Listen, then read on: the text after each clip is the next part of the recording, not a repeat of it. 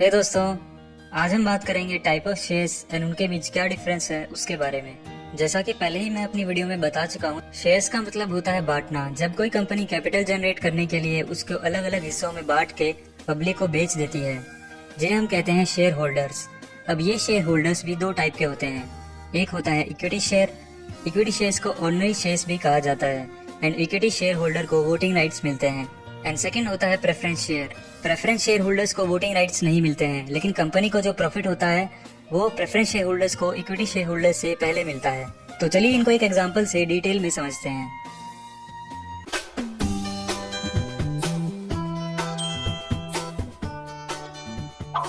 Suppose कीजिए ये है मिस्टर एक्स, जिन्होंने एक कंपनी के इक्विटी शेयर्स खरीदे हुए हैं, एंड ये है मिस्टर वाई, जिनके पास कंपनी के प्रेफरेंस शेयर्स हैं। सो फर्स्ट पॉइंट है रेट ऑफ डिविडेंड। दोस्तों, डिविडेंड होता है प्रॉफिट। सो प्रेफरेंस शेयर होल्डर्स को फिक्स रेट पे डिविडेंड मिलता है। मिस्टर वाई को कोई फर्क नहीं पड़ता कि कंपनी को कम प्रॉफिट हुआ है या ज्यादा प्रॉफिट हुआ है। वहीं मिस्टर एक्स को, जो कि इक्विटी शेयर होल्डर है, प्रॉफिट के हिसाब से डिविडेंड मिलता है। मान लीजिए कंपनी को कोई प्रॉफिट नहीं हुआ तो मिस्टर एक्स को उस साल में कोई डिविडेंड नहीं मिलेगा, बट मिस्टर वाई का नेक्स्ट ईयर के लिए ऐड हो जाएगा। सेकंड पॉइंट है प्रेफरेंस राइट। इसमें क्या होता है दोस्तों, कंपनी का जो प्रॉफिट है वो पहले मिस्टर वाई को मिलेगा, फिर मिस्टर वाई को पे करने के बाद जो बचेगा उसमें से मिस्टर एक्स को मिलेगा। सो प्रेफरेंस शेयर होल्डर को इसमें फर्स्ट प्रेफरेंस दी जाती है। थर्ड पॉइंट है वाइंडिंग अप। दोस्तों, मान लीजिए किसी कारण से कंपनी बंद हो रही है तो उसको अपने शेयर होल्डर्स को कंपनी की जो सारी एसेट्स हैं, जैसे land and building, furniture etcetera, इनको बेच के पे करना पड़ता है। तो इसके अंदर भी पहले मिस्टर वाई को पे किया जाएगा एंड देन जो बचता है वो मिस्टर एक्स को मिलेगा, यानी प्रेफरेंस शेयर होल्डर को पहले एंड उसके बाद इक्विटी शेयर होल्डर्स को। फोर्थ पॉइंट है दोस्तों वोटिंग राइट्स। अब अगर वोटिंग राइट्स की बात की जाए तो मिस्टर एक्स, जो कि इक्विटी शेयर होल्डर हैं, उन्हें मिलती है कंपनी के voting rights. For example, company के बोर्ड ऑफ डायरेक्टर्स को चूज करने के लिए वोटिंग होती है, तो मिस्टर एक्स को ये राइट मिलता है उसके लिए वोट करने का। वहीं मिस्टर वाई को कोई वोटिंग राइट्स नहीं मिलते। फिफ्थ पॉइंट है right to participate in management.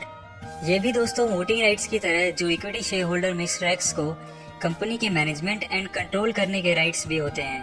मतलब मिस्टर एक्स बिजनेस की एक्टिविटीज में हिस्सा ले सकते हैं, वहीं दूसरी ओर मिस्टर वाई, जो कि प्रेफरेंस शेयर होल्डर है, उनको कोई राइट नहीं मिलता, वो कंपनीज के मैटर्स में इंटरफेयर नहीं कर सकते। अब आप सोच रहे होंगे कि प्रेफरेंस शेयर होल्डर बनने में ही फायदा है, फिक्स प्रॉफिट मिल रहा है, डिविडेंड भी पहले मिलता है, एंड अगर कंपनी बंद हो जाती है तो पैसे डूबने का डर भी नहीं है। पर ये इतना आसान नहीं है दोस्तों। कंपनी अपने preference share generally financial institution को ही इश्यू करती है। ये इंस्टीट्यूशन कंपनी में इन्वेस्ट तो करना चाहते हैं, बट उनके शेयर मार्केट के उतार चढ़ाव से बचना चाहते हैं, इसलिए वो प्रेफरेंस शेयर ही प्रेफर करते हैं। वहीं कंपनी भी लोन नहीं लेना चाहती, इसलिए प्रेफरेंस शेयर्स इंस्टीट्यूशन को इश्यू कर देती है। इन सब के अलावा कुछ और डिफरेंसेस भी होते हैं, जैसे प्रेफरेंस शेयर्स स्टॉक मार्केट में ट्रेड नहीं किए जाते, सो इन शेयर्स के प्राइस कम या ज्यादा होने के कम चांसेस होते हैं। वहीं दूसरी ओर ऑर्डिनरी शेयर्स या इक्विटी शेयर्स स्टॉक मार्केट में ट्रेड होते हैं, तो उसमें जो प्राइस अप डाउन होते हैं वो डिपेंड करते हैं उस स्टॉक की डिमांड या सप्लाई पे। पर इसका मतलब ये नहीं है कि प्रेफरेंस शेयर होल्डर अपने शेयर्स बेच नहीं सकता।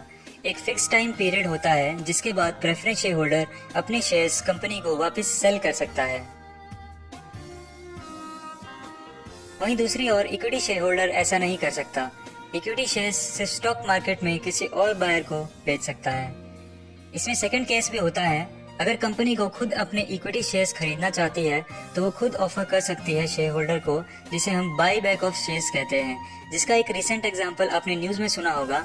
इन्फोसिस अपने 11.3 करोड़ शेयर्स को बाई बैक करने वाली है।